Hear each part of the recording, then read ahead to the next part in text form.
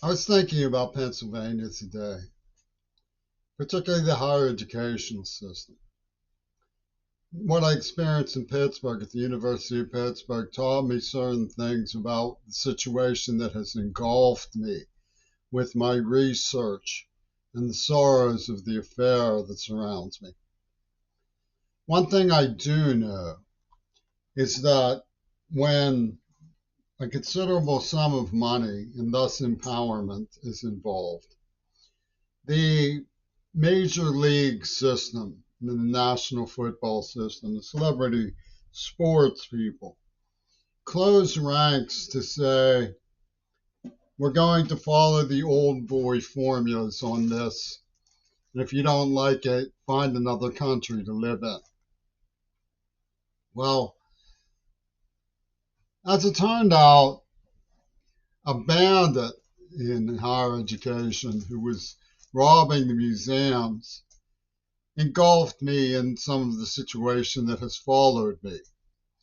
And he had a construction fan, acquaintance, a friend, a partner, conspirator, who had me at a crime scene which I was completely overwhelmed.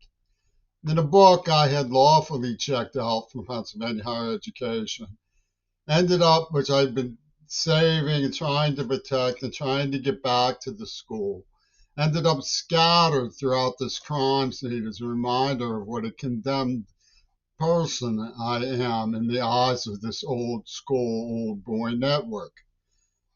Strangely enough, they use their connections to set me up with quite an educational experience. They had a old state trooper from Bowling Green, Ohio, come into the philosophy fellow and argue me down on the subject of providing clean water for the planet being a priority. He said that pacifism is immoral and there's a nuclear war, moral dimension to nuclear war. His name was James M. Child. And of course, Pitt did this to confirm their own inside biases, which cross race lines, of course. It's a compromise and a stakeout in Pennsylvania higher education where black people control certain departments. No matter how hard you study in black studies, you're liable to get marginalized. White people are to be seen but not heard in those departments, which has some to argue for it. But the real heavy issue was my father being senior faculty. So, I had experiences where I was studying with teachers from Harvard Divinity School in the Pennsylvania higher educational system because of how connected up they are. But they stick with the power structure is the problem. They don't creatively venture outside. They will bring in people who are creative outsiders almost indiscriminately. They bring in people, they would gladly bring in Vaclav Havel if he were alive and willing. They brought in G. Gordon Liddy. I mean, the list goes on and on. They're very powerful and ingenious people. But they classified me as an object to abuse because susceptible to corruption, which was far from the truth. If you look at one of the situations that they stage managed, it's perfectly obvious it was a semiotic. It was after we moved to get away from murderers who were torturing me and kidnapping me in stolen cars, gassing me and so forth. It was after we moved. And I had, because I couldn't, because they would lay in wait for me, circle the blocks looking for me. I had to think of something, so I bought one of them a VW. It didn't cost very much. It's sort of broken down.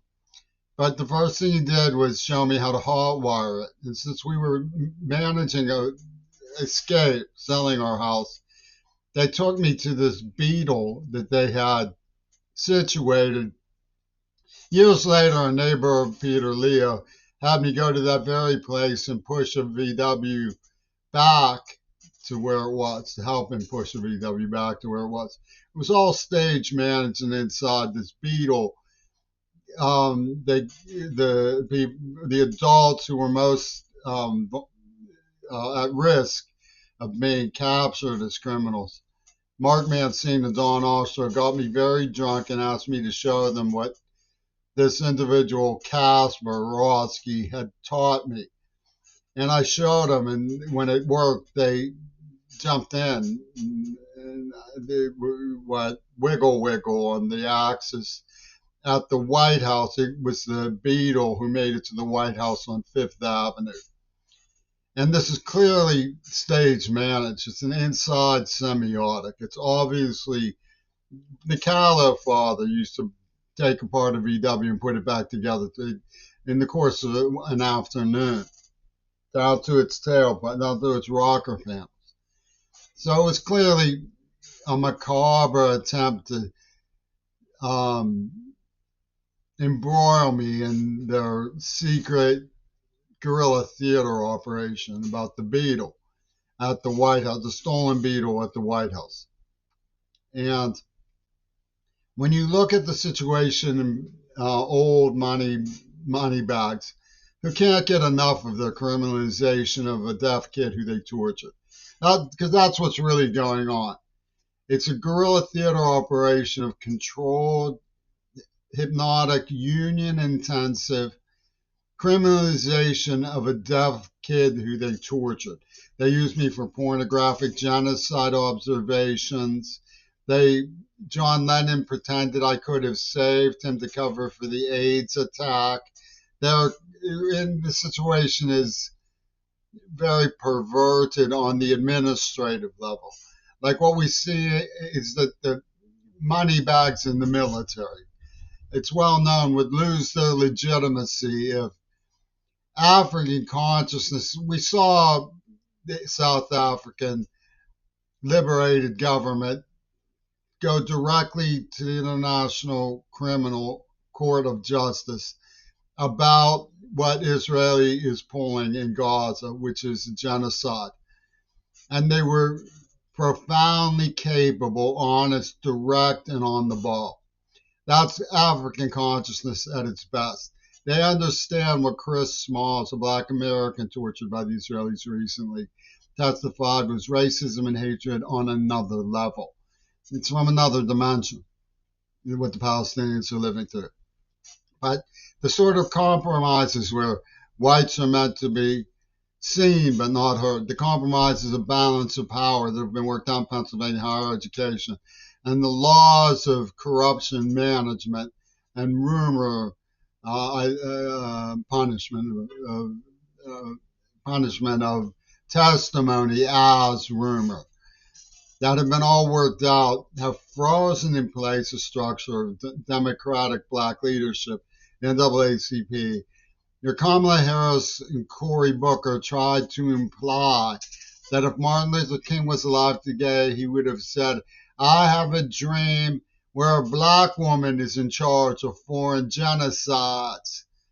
Martin Luther King would not have said, I have a dream where a black woman is in charge of foreign genocides, but Kamala Harris used John Lewis to imply that he would have. Cory Booker continues to party with Israelis despite what Chris Small said from direct experience with the Israelis. So if African consciousness could retrieve the sensibilities of the NAACP, I think it would be a good idea to introduce African consciousness to the general education of the Pennsylvania public school system. You get the idea. It's a firmament. It's a firmament where no matter how viciously they abuse you as a child, no matter how punishing their attempts to silence you are, they will never step back and say, we made a mistake. They will never do it. It is completely foreign to them. And the reason is because of the judicial system. They'll say, well, if you promise us that every single penny that you get in a lawsuit will go directly and immediately to the Ripper Hatters who murdered bystanders and tortured you and committed these atrocities. We will never allow it to be heard in court unless you promise to give all the proceeds of money to them as a proof that you're incorruptibly charitable. And I refuse to play their game. They tortured me. If any money comes with my name, it will go into my bank, and it will go into my bank without qualifications. Nobody will help me decide what to do with it.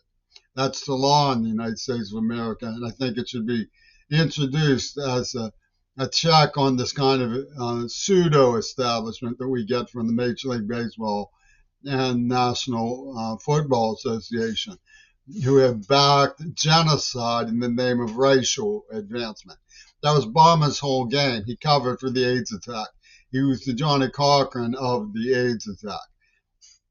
And they rip or murdered a woman over her panties, so naturally they say, well, then we will kill you for refusing to turn over the proceeds from the curiosity shop of how we tortured you.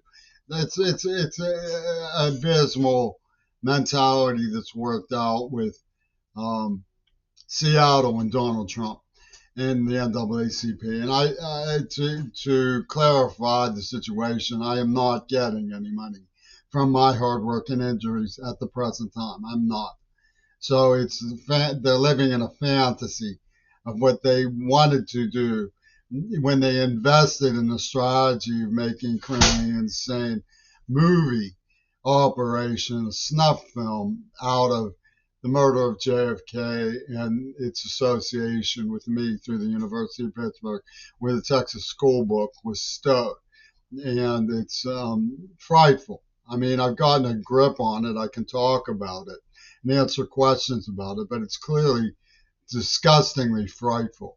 And I don't have sympathy for that. It's just like, oh, well, more power to you that you have the right of free speech. Well, when you look at the situation in the Ukraine, what you're talking about are people who don't want the legitimacy of the international human rights movement.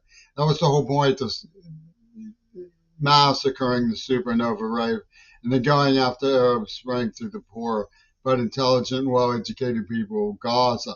They were the same target. It's very difficult to make people understand that even when you cite the evidence. The rave massacre in Seattle was MAGA-type operation. Hamas was meeting with Egypt, Trump, and Israel outside of Gaza to discuss how Hamas could take control of the movement that was Arab Spring to prevent a repeat of how the Muslim Brotherhood ousted Mubarak. And on a signal from Egypt, you will notice Egypt has done nothing. These are Islamo-fascists who were helping Nasrallah, who poacher the international human rights movement. And Trump has conjured images in TikTok as if in media generally, in arguments, as though Gaza is the more equivalent of an abortion. And if it makes you cry, why don't you look at yourself, you dirty liberal? And that's the Mike Johnson magical mystery Bible tour that we get from Yoko Ono and people who put on that spectacle, that horrid spectacle in French Olympics about the Last Supper. You know, Ken Crimson's people who say, we'll push the decadent side to trigger a backlash and Christianity will win the war, you know. And so they're trying to trigger, they tried to use me to trigger a backlash. The script called me the walrus. They were zapping me with abortion. And then they saved my soul by chemically castrating me after pizza delivering a virgin. I mean, Paul McCartney is a psychopath. And what they do is they say, well, these are spoils of our presentation, and you got some. So get to the back of the line. And that's the way that they retrieve themselves from being put under investigation by whoever, Interpol or Geneva, investigate crimes of the magnitude of administrative organized crime as we find in the state of Pennsylvania.